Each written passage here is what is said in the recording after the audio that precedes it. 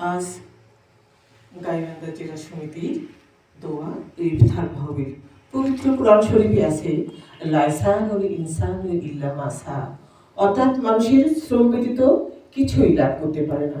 এই পবিত্র রমজান মাসে আমরা ভালো ভালো কাজ করে যাব, রহমতের কাজ করে যাব, মাগফিরাতের কাজ করে যাব এবং নাজাতের কাজ করে যাব।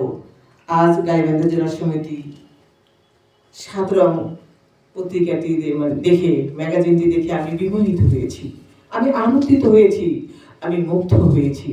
এতে আমার একটি স্বরচিত কবিতা রয়েছে, সেটি আপনাদের আবৃত্তি করে শোনাচ্ছি। মানবতা। এখন মানবতার বড় দুঃখ সময়, প্রতারণার ভারী ভারী ছেয়ে গেছে সব। মৃত্যুকের মুখেও সত্য বলার উপদেশ টের পাওয়া যায় শুধু মুখে মুখে নীতির বলি।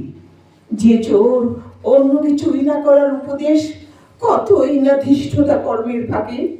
এখন কিছু ঘোমটার নিচে লুকিয়ে থাকে মানবীয় ছদ্মনামে নোংরা ছবি।